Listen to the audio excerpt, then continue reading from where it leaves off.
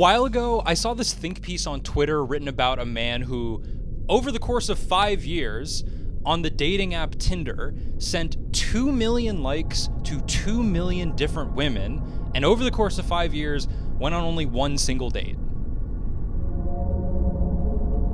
The think piece, riddled with grammar and punctuation issues, argued that this dating app user was a victim of a systemic issue inherent to modern dating apps that commodifies individuals, making only certain characteristics of our complex humanity legible and transforming dating into this marketplace mediated by technology rather than actual human experience. Is he onto something? Yeah, I think so.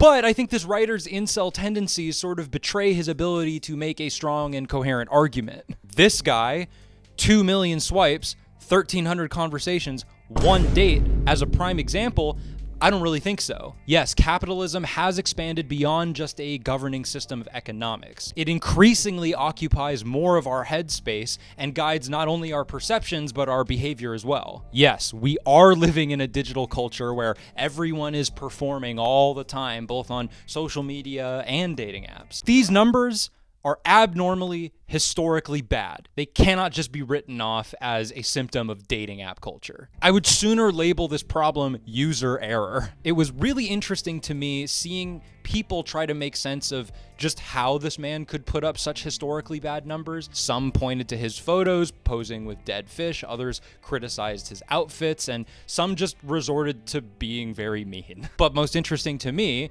is that some people confidently pointed to the fact that this man's chief mistake was self-admitting to owning 33 snakes. I see this, and the hurt 11-year-old that lives in my brain gets very defensive. I really like snakes. In fact, I love my snakes. What's so weird about my relationship with snakes that makes me so undesirable and unappealing? And then I remembered, oh, I'm not this guy. If anything, being loud about my love for snakes and other reptiles has allowed me more chances to date people because it's immediately apparent that I'm passionate about something that isn't the Nelk Boys podcast. This guy is not a great example of the nightmare that 21st century America continues to transform into. But do you know who else may be somewhat informative of this? Anyone that knows anything about snakes knows a thing or two about one. If it's agitated, you should probably step back. If she's agitated, you should probably shut the f*** up. What's your favorite kind of snake? The next one. This is Rob Rausch, an Alabama snake wrangler who was my favorite islander on Love Island USA Season 6. Do you ever think about where eels come from? I feel like you're really hard to read. Isn't that sick? See, like, this is like... He was easily one of the most iconic and popular Islanders from his entire season, if not the entire run of the US version of this show. Nearly a year and a half after his rise to fame in the summer of 2024, this man has continued to occupy space in my brain similar to that of a parasite. But nonetheless, as a fellow snake lover, I feel a connection to Rob, even if at times on the show his behavior has absolutely repulsed me. This has led me to labeling him as America's toxic snake wrangler boyfriend. More importantly, I think that Rob is an interesting entry point for me to tap you into some discourse relevant to us as humans' relationship with the natural world. I know a snake. You know one? I know one too. I'm sitting right by one. If you've seen Rob and watched that season of Love Island and came to this video to watch me put Rob on trial or hold him accountable for his behavior, you will be sorely disappointed. There's plenty of drama slop everywhere for those of you who have eyes to scroll. I want to analyze the way that he presents himself both on Love Island and on social media and discuss how this performance resonates with the audience and shapes our perceptions of things. When I talk about performance and the nature of being performative, I don't really mean it as something ingenuine or deceiving, similar to this whole performative male discourse that we're seeing. All of us every day are constantly performing our identities as humans, as gendered beings, as citizens of any given society or community. There is no theatrical performance that does not in some way shape the perceptions of the audience. So how does Rob Rausch shape his audience's perceptions? Let's travel back to the lovely summer of 2024 and catalog this man's rampage through Love Island USA. Oh, look at this. These beetles are really cool. No!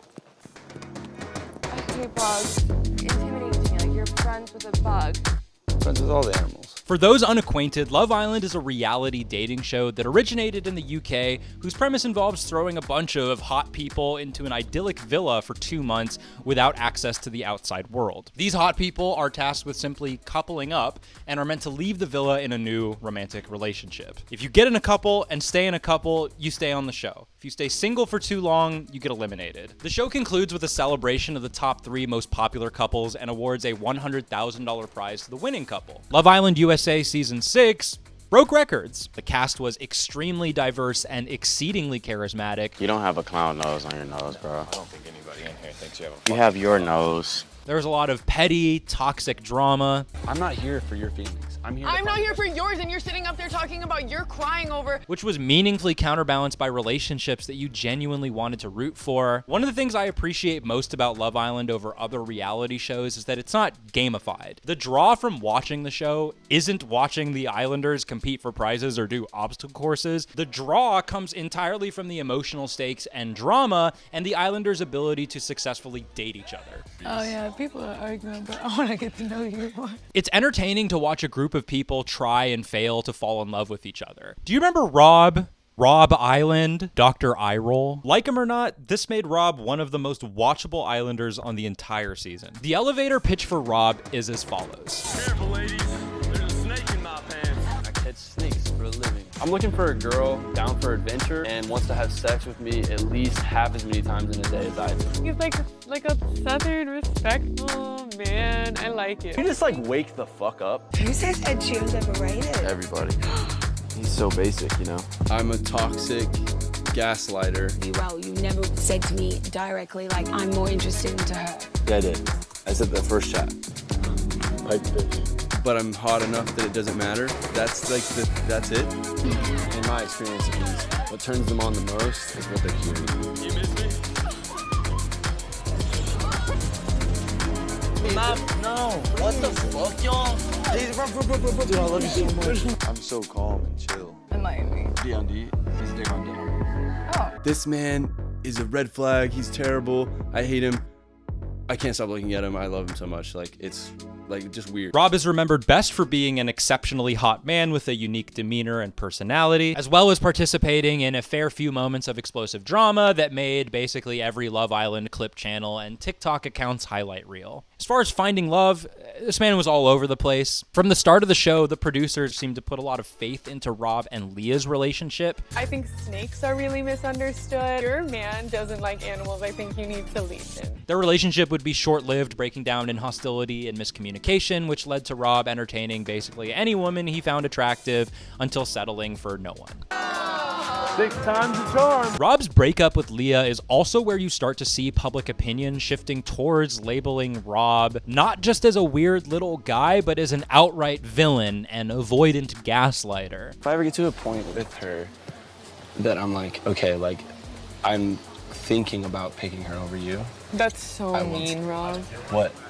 Whatever. It's honest. The villain archetype is pretty common on Love Island. Villains stir the pot, they get people mad, and you're happy when people triumph over them. Even so, this socially villainous or deviant behavior makes for really entertaining television and served to set Rob apart from the other Islanders as a very watchable character. Oh yeah, and most interesting to me, the show, the fans, and the other Islanders' constant and incessant reminder that this man has a relationship to snakes. Rob the snake wrangler, Rob the reptile remover. I don't know what goes on that cute little snake head of his. The others did ask him to sleep in the bedroom, but he said, fangs but no fangs. We're running low on snake puns. Me and the snake whisperer. Talking about Snake Man. And of course, I call him Snake Man because not only does he have a tattoo of a snake, but he wrangles snakes. Like, that's his thing. People are like, why? And he's like, because I want to catch snakes. It's like, what are you talking about, dude? This continual emphasis of Rob's vocation as a snake wrangler serves to mark him as different from the rest of the Islanders and contributes to building the distinct character that he performs on the show. Toxic snake wrangler boyfriend. This character, while unique, isn't so unique that it becomes unmarketable. Look at images of Rob. He looks like any other Islander, which is to say, like a model. One of the first and foremost rules of any pop culture product is to remain marketable to to as many people as possible. Prior to the rise of social media as a medium, successful reality TV stars who wanted to maintain their fame either went on to other reality shows, did hawkish brand deals until they faded, or pursued careers in more conventional forms of entertainment. While these routes are still entirely possible for reality TV stars today, it's demonstrably more reliable for them to just cycle into being social media influencers who do brand deals. It's almost more unconventional to go on Love Island and not become some sort of influencer nowadays. At the time of this video, Rob has a decently successful post-Love Island career. He's doing commercials, he ran the Love Island podcast circuit, he's gained a lot of followers on Instagram, and he's selling some products that contain his likeness. He was able to do so by commodifying the character of the toxic snake wrangler boyfriend made popular by Love Island. Social media influencers are commodified individuals.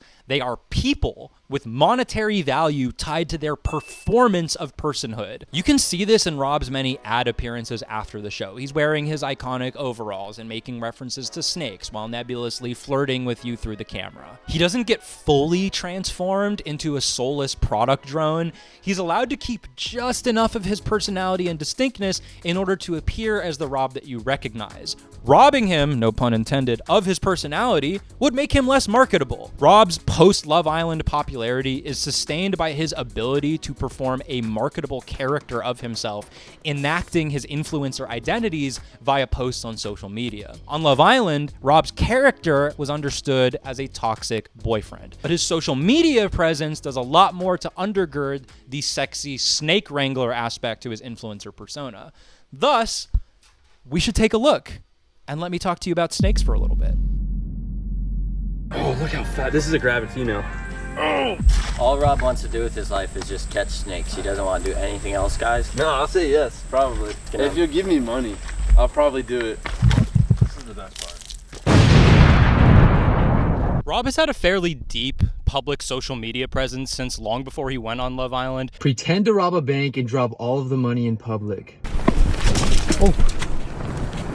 Would you like cuff him or something real quick? But for the purpose of this video, we're primarily going to focus on his niche of hot guy snakes. The content he posts on social media is primarily him in his home state of Alabama, venturing out into the wilderness, catching various snakes in or around his property. He's a hot guy that goes out and catches snakes. Or as he markets himself, I like to think of myself as a snake athlete. I look for snakes and I catch them and then I release them into the wild. He's not entirely limited to snakes, such as the case when you go out into the wilderness searching for animals. Rarely do you often find what you're looking for. But you gotta understand, it's not finding snakes, it's looking for snakes. Rob says that he's liked snakes for a very long time. I've always liked snakes, like my whole life. I grew up like on a farm. Caught my first snake when I was 4 years old. A long time ago, I made this video called The State of Reptile YouTubers, and in it, I established this like continuum or spectrum for reptile-based content on social media. One end of the spectrum is education, content that is meant to teach you trivia facts about reptiles or give you practical advice on how to care for them or interact with them. Other end of the spectrum is spectacle, or content made to make a spectacle out of animals and make the audience go, wow. Rob fits pretty well on the spectacle end of the spectrum. He wrangles snakes in the wild, he shows them off, and you go, wow, Rob, that's pretty sick. First snake of the night, cottonmouth. This is a scarlet snake. This is a ribbon snake. He does get bit from time to time and usually only sustains minor cuts and scrapes from them, but it's badass, kind of rugged, and just adds to the spectacle. Oh, he's tearing my skin apart. The good Lord made us wait for it, 3 nights? Could you actually help me get this off my... Yeah. That probably doesn't feel too good. It doesn't. Most of the time, his content strays away from being purely educational. He'll drop a fact or two every once in a while. And then if it's neurotoxic, it attacks your nervous system and your organs. But again, the focus of the video is, check out this cool snake I got. 3 speckled kings, starting off the day right, baby. Little baby milk snake. Milk number 2. Any sort of other education that you can get, like how to handle snakes or read behavior, is often not explicitly stated and is something that you just read from watching the video. Now, even though Rob fits nicely in this binary, the look how sick I am spectacle people that I was referring to in that video, I primarily centered around the reptile pet keeping hobby. People that have very large collections of animals or who possess very rare and exotic animals who kind of show them off as like a flex on YouTube. Rob is a snake wrangler. He is not a snake keeper. I'm gonna say this now. If No you pet have a pet snakes. snake, it Yeah. doesn't impress me at all. Stop DMing pictures of your ball pythons. I don't give a fuck. I would say that both reptile keepers and reptile wranglers fit under the greater reptile subculture. These are catch-all terms rooted primarily in the practices of wildlife education and herptoculture. Herptoculture is the practice of keeping live reptiles and amphibians. The term herp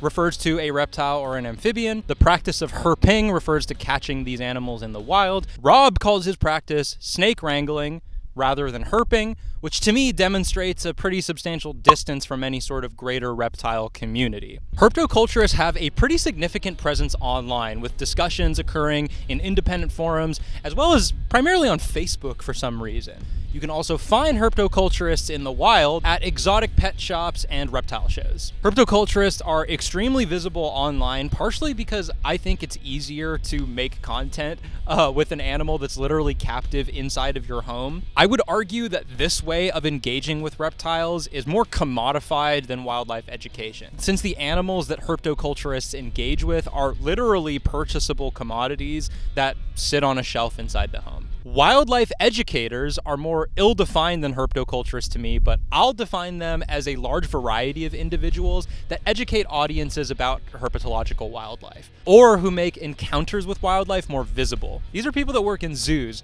animal sanctuaries, or primarily are people like Rob who go out into the wild to interact with these animals themselves. For reptile wranglers in particular, there is an element of sport and prowess that isn't really as visible in pet keeping. It's impressive to watch, and it heightens the element of danger that's already present in our perception of reptiles that reptile keeping kind of neutralizes via showcasing the animals as literally domesticated in glass boxes. And now I want to perform kind of an informal taxonomy on Rob, which is to say that I want to classify him like a newly discovered species of snake. And in order to do so, we're going to draw some parallels between Rob and other significant pop culture reptile guys. One of the things I do is get venomous snakes out of tight corners, in people's houses, or like here, in someone's car. Called Rausch reptile removal. Steve Irwin defined the whole reckless guy jumps onto dangerous wildlife genre for the 21st century, spawning a myriad of copycats and leaving an entire generation inspired by him.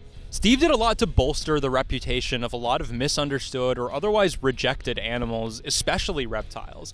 He did it all with enthusiasm and the welfare of the animals front and center. But while famous, obviously, Rob is no Steve Irwin. Steve Irwin was a conventional celebrity, and Rob, I think, is more closely aligned with influencer culture. And with that in mind, we have to look at our second point of comparison, which is Fishing Garrett. Fishing Garrett is a very popular short-form content creator who made it big as the yoink guy on TikTok and YouTube Shorts. Ooh, a tokay gecko. Yoink. Yoink. Yoink. This is a coastal taipan, one of the most venomous snakes in the world. He basically does what Rob does, walking around the wilderness, grabbing random animals, spitting out some random facts about them, albeit with a lot more commentary and almost never showing his face. He yoinks giant snakes, large alligators, substantial lizards, with the utmost ease, a flat affect, and basically no fear. Look guys, I caught this little bonnethead shark yesterday. He has a lot of energy. I released him safely. Both Steve and Garrett's perceived recklessness makes their content extremely compelling. Steve is an energetic lunatic, and Garrett is a nonchalant lunatic. Both emphasize their animal subjects in a way that makes their interactions appear dangerous and kind of thrilling. Ostensibly, most snakes are completely harmless, and Rob will even tell you this. You think you'd be scared, you won't be scared. Most snakes I catch don't even bite me. What about the pythons who squeeze you to death? Well, yeah, they can, but they don't. But regardless of that fact, the perception of danger is still there, especially for an audience that doesn't know much about snakes, which is exactly Rob's audience. To put it simply, accepting the risk of danger, whether or not it finds you, is kind of cool and badass. No shade to the living or the dead, but key to Rob's whole character is his conventional sex appeal and traditionally masculine appearance. And for this reason, we have to look at someone named Evan Anton. Evan Anton, also known as the Hot Vet, is not someone I personally follow or, to be honest, was ever really interested in. Evan Anton was known on social media essentially for just being a really hot and jacked vet. His tender and more effeminate occupation enhanced his traditionally masculine image, and in turn created a unique and desirable character. And he's parlayed his fame as a hot vet into essentially being an influencer part-time. He'll occasionally do the Rob thing where he ventures out into the wilderness to pick up and wrangle snakes. Now, despite all these similarities, I think that Evan Anton's content is far too diversified to be a one-to-one comparison with Rob, and so therefore the fourth and final person that I want to compare to Rob is Mike Holston, aka the real Tarzan. Mike Holston is the blueprint of a spectacle reptile influencer. He has a very distinct look with full body snake, reptile, and naturalist themed tattoos. He free handles enormous snakes, alligators, and other dangerous animals. He even has videos of him messing around with great apes, which is kind of cool. He frequently posts videos of himself working out, chilling in clearly expensive Airbnbs and mansions. He's an attractive guy with an attractive life, perfect to be an influencer. He'll sometimes venture out into the wilderness to do the exact same thing, wrangle wild animals. Hi, kid. What's up? And he also keeps a variety of very exotic pets as well. And he gets bit all the time. He'll handle multiple animals at once. He's all about the, oh, look at that, this is insane. He lives and breathes the spectacle naturalist lifestyle. He's the epitome of a look how sick I am reptile influencer. All this to say that Rob occupies a well-tread but rather unique niche in the realm of snake influencing. He's a man hot enough for television who knows it, catching perceivably repulsive creatures in the swamp. And something I mentioned earlier is that the audience he's found is primarily people who are not interested in snakes. Why is this interesting to me?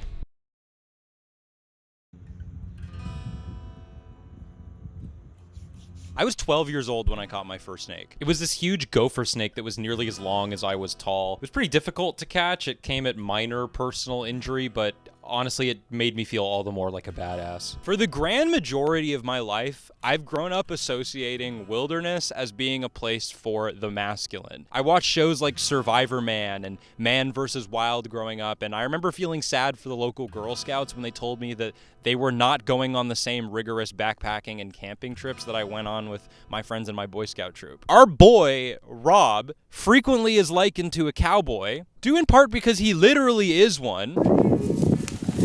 The legacy of the cowboy is that of a rugged, self-reliant man living on the edges of society, expressing his dominion over nature and claiming his manhood in the process. In America, a lot of the association between manhood and nature comes from this thing called the frontier myth, which is a grand, wide-reaching story of American colonization in the Wild West that has been instrumental in shaping American identity and ideology even into today. I think Rob owes part of his success due to the audience perceptions largely shaped by centuries of the frontier myth's popularity. This was first fully articulated in 1893 by historian William Jackson Turner in his seminal Frontier Thesis, in which he argued that the story of America's westward colonization established a unique American style of freedom and liberty through the conquering of a rugged wilderness on the frontier. Turner defined the frontier as the outer edge of the wave, the meeting point between savagery and civilization. Wilderness and savagery sharply contrasted to the civilizing project of the frontier, so the civilizing process justified taking land. This is where part of the myth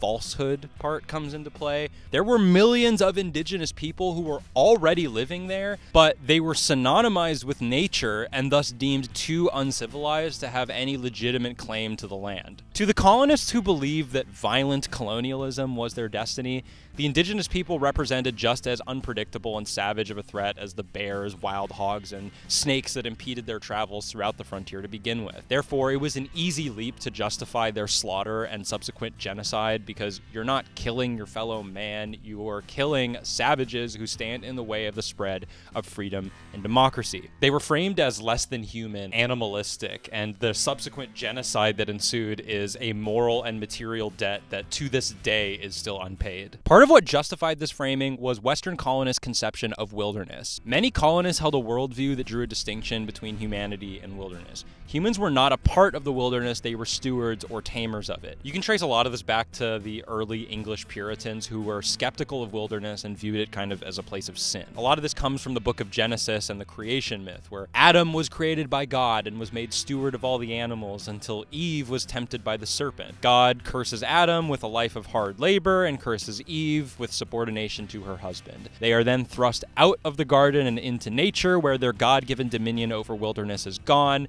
and now they are subject to the chaotic violence of it. Conversely, the indigenous people didn't have a strong concept of wilderness, largely because they viewed humanity as a part of it. Non-humans were equals to be respected. Man had come from nature, and nature was his home. Eventually, naturalists like John Muir, who possessed many of the same aesthetics that we recognize in traditional cowboys or frontiersmen, adopted a worldview to wilderness more similar to the indigenous people, claiming that the natural world was man's home and was at its best when it was free from man's influence. Muir and other naturalists would leave an ideological legacy built around the protection of wilderness, and while they are certainly doted upon in places like American national parks, ultimately the frontiersman's approach to nature won out as the enduring cultural perception of wilderness. This is primarily because the popularity of frontier stories in 20th century westerns and 19th century dime novels often features sensationalized stories of awesome cowboys, gunslingers, and pioneers doing badass stuff like wrestling alligators and boxing bears. These were men that were mythologized as strong and adept enough to survive in the wilderness,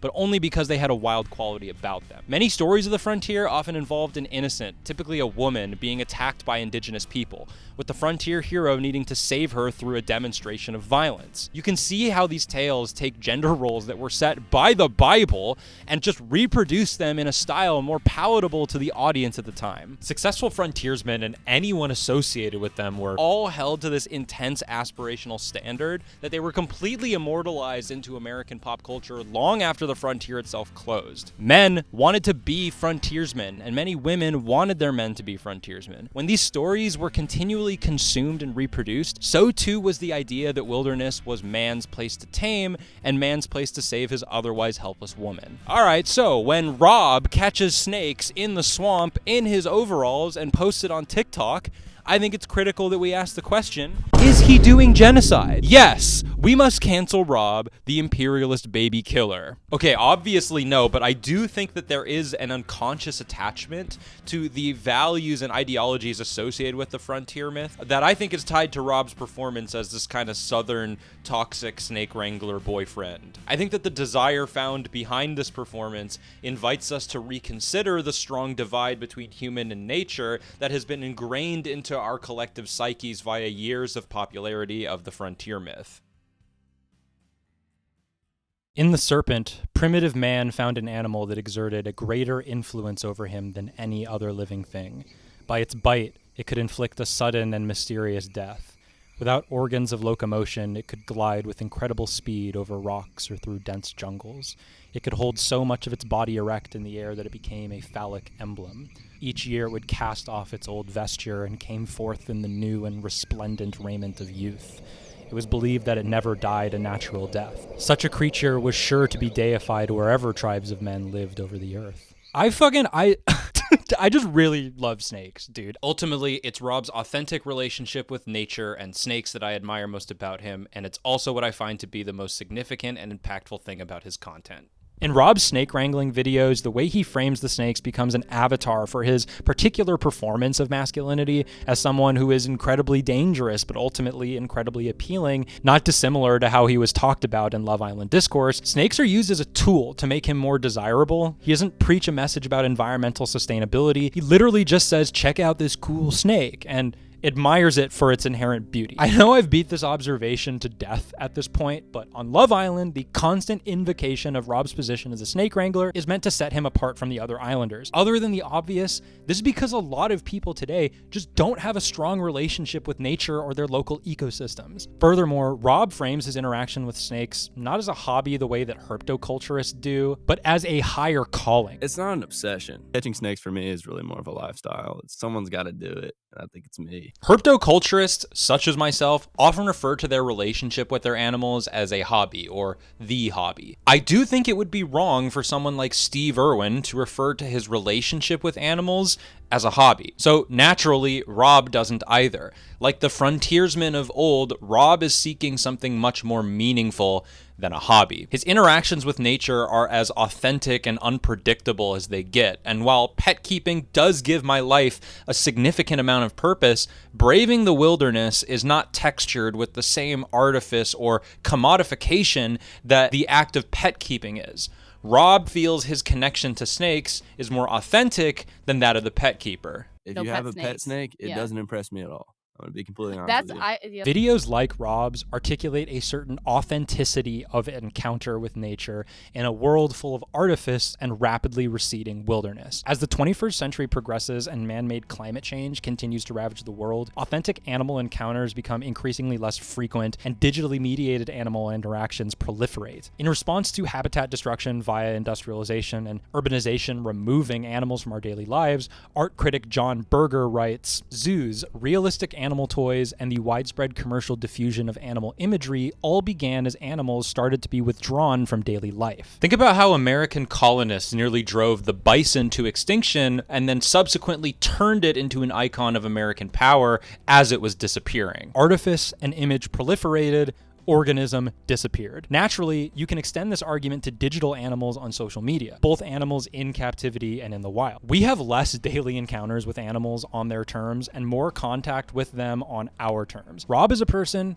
who is doing it on the animal's terms, in the animal's habitat. I want to draw another parallel to Steve Irwin here. While I contend that Steve Irwin drove a significant amount of attention towards conservation efforts and likely got people, such as myself, interested in animals like reptiles, Steve was a pop culture figure and thus was more revered for what his relationship to animals could do for his public persona from the standpoint of entertainment consumption. I think this is also why, following his death at the barb of a stingray, there were all these stingrays found dead, perceivably as an act of vengeance. I've even had people ask me if I feel a particularly negative way about stingrays because of Steve Irwin's death. I don't. I have manta ray tattoos, in fact. People killing stingrays or feeling malice towards them as animals for killing Steve Irwin demonstrates a more significant investment in the character produced by Steve's performance than the message about wildlife that he was preaching. This is exactly what we see in Rob. The investment is over his image. The investment is in Rob as an object of consumption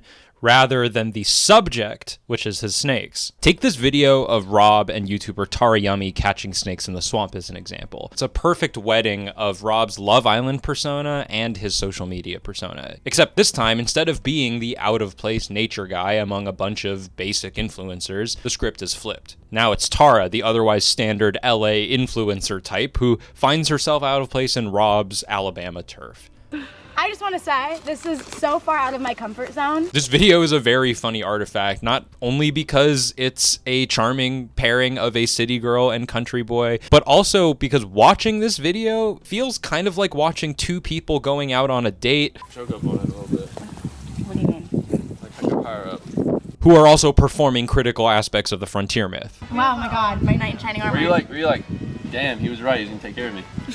I honestly When I put you in danger and then immediately... Thanks for putting me in danger, just immediately get me out of it. Rob repeatedly frames the environment as something chaotic and dangerous. So be careful, alright? Like seriously, like be about your wits. Guys? If you get stuck and we can't get to you, Yeah. just lay on your back. Yeah.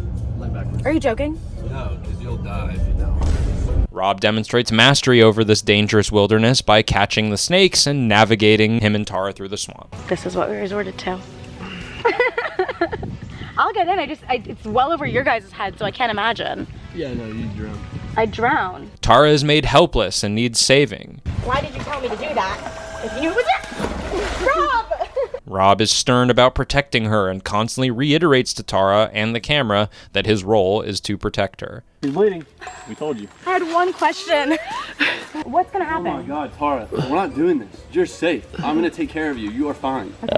And look at the response to this video. POV, toxic snake wrangler boyfriend reproduces the frontier myth for a 21st century audience. I think you can see this reflected in the way that the disposal of bugs and other pestilential animals is treated as a gendered issue in most heterosexual relationships. Everyday tasks that deal with nature as an inconvenience are generally relegated to men. These tasks are an opportunity for men to assert their masculinity, or have it revoked if they fail to rise to the challenge. There's a spider. So what you want me to do? Kill it! You saw it first! You kill it! You're the man! Since when? As menial as this behavior may seem, I do still think it's evidence of the frontier myth seeping into our lives, despite most people being separated from nature. When nature does cross the boundary into our homes, oftentimes there's an expectation that it's the man's job to deal with it through some sort of act of domination. All this is sort of an undercurrent that helps build Rob's character or persona, which is ultimately what people become very invested in. In this way, Rob basically martyrs himself for the snakes, both literally by getting injured,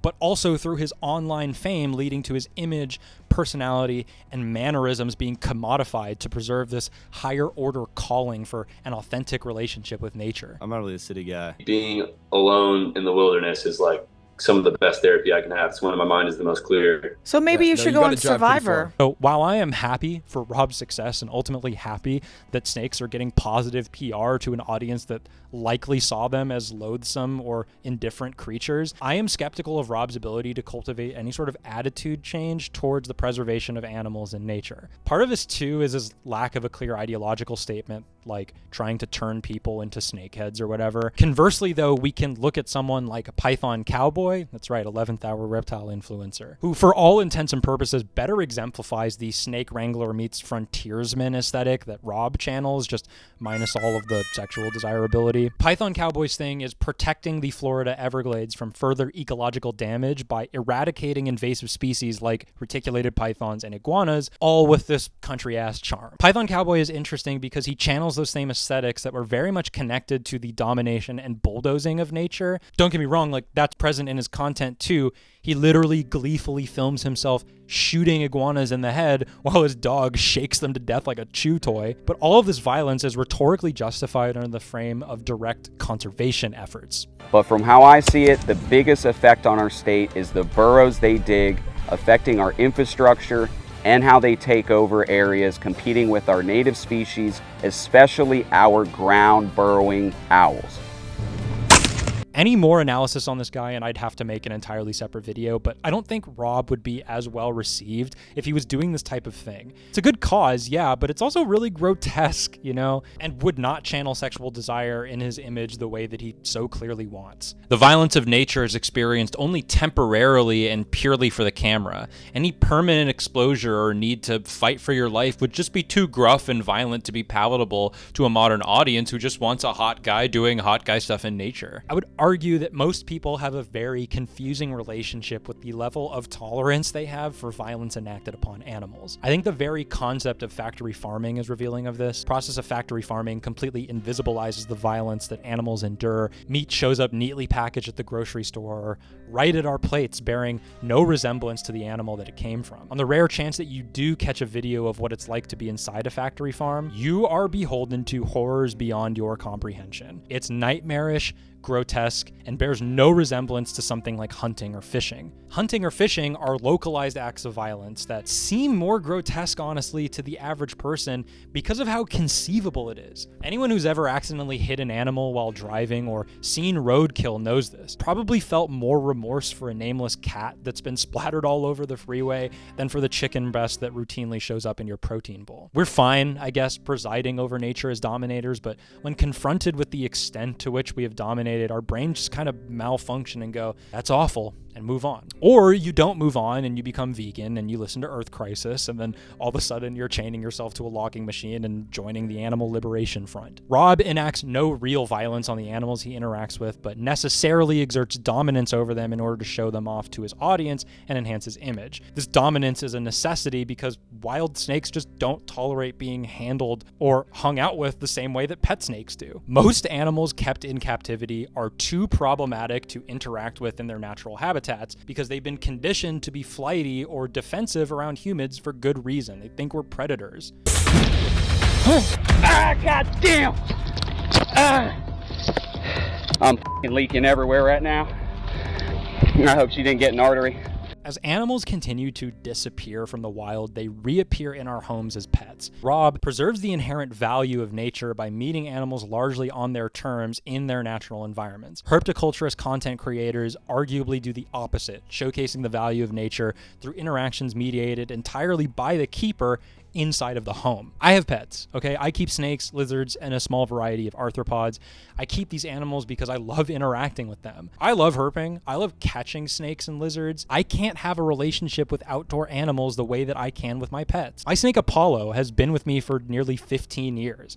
We've been through a lot together, and he's been an important fixture in my life. I can't have the same relationship with the snake that I find in the wild. I do think that there is a certain sense of entitlement that comes with this. You know, I want my animal now, and I want it to be nice to me, and I want it to be this color. As fun as catching snakes in the wild is for me, it's not nearly as gratifying as cultivating a longer relationship with the animal, because the only time I get to interact with wild snakes is when they're activated, startled, and attempting to escape from my clutches. When snakes settle down to you after you catch them in the wild, it's because they're surrendering to you. It consumes less energy to thrash around, and so they just resign to possibly dying. Pet tubers and other pet content creators offer a figuratively and literally more sanitized view of animals than is offered by adrenaline junkies and spectacle chasers like Rob. As someone who has made a lot of videos on the internet showcasing my pets, obviously, I think that there is a lot of value in this sort of content, but I'd be remiss to point out that if an authentic connection to nature is what you crave, then pet keeping and the consumption of nature content is probably not the best way to go about it.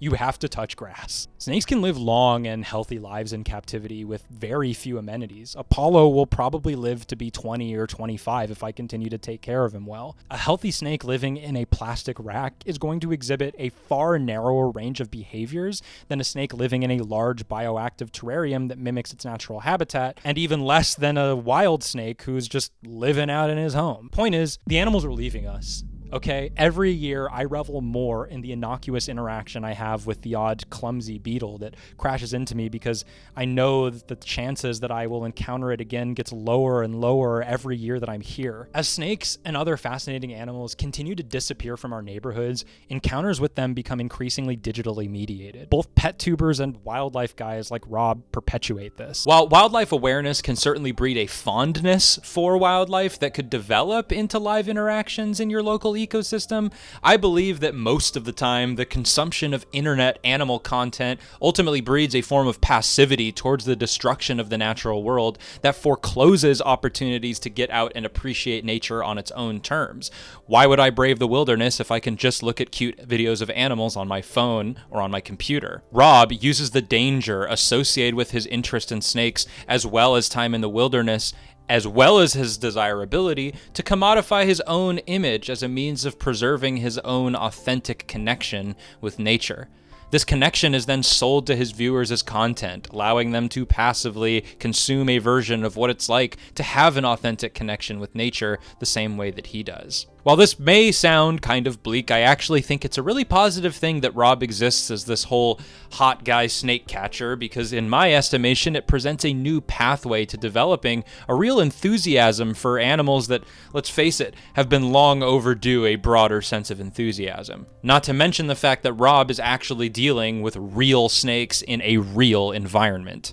Perhaps one of the most vile and apocalyptic things I've seen in recent memory are AI-generated animal videos. These are videos that are easily mistaken as real, that fabricate animal encounters and behavior. Any animal can perform any behavior, and most people won't be the wiser. The proliferation of AI content has the potential to brain break literally millions of people into paranoidly questioning whether or not the simplest and most innocuous things are a fabrication of reality or a product of it. Currently, AI is really good at replicating what things look like, and really bad at replicating what things feel like.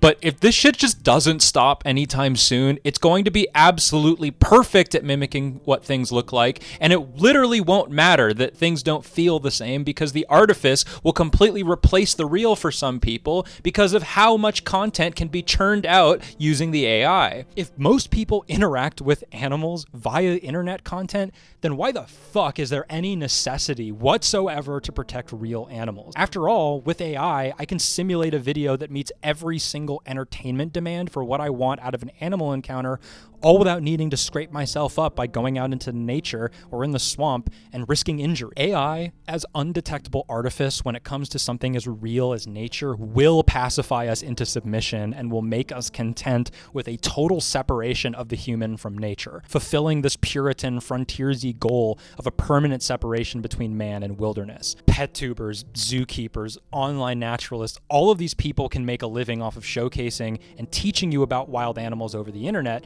and getting you as close to them in a way that is far more accessible than going out into nature the old-fashioned way. Does this inspire people to go out and encounter these animals in their daily lives? Does this encourage people to reconnect with nature? Honestly, I'm leaning towards saying no. I'm open to arguing this point, but I think the answer is a little bit less important than the question. You should ask yourself, what are you doing to reconnect with nature? And if the answer is nothing, will you be influenced by the same mythologies that severed us from nature to begin with? I want to end here with a passage from an academic article describing the larva of a tiniid moth titled "A Caterpillar That Eats Tortoiseshells." Realizing that a species is imperiled has broad connotations, given that it tells us something about the plight of nature itself. It reminds us the need to implement conservation measures and to protect the region of which the species is a part. But aside from the broader picture, species have intrinsic worth and are deserving of preservation. Surely an oddity such as this moth cannot simply be allowed to vanish. We should speak up on behalf of this little moth, not only because by doing so we would bolster conservation efforts now underway in Florida, because we would be calling attention to the existence of a species that is so infinitely worth knowing.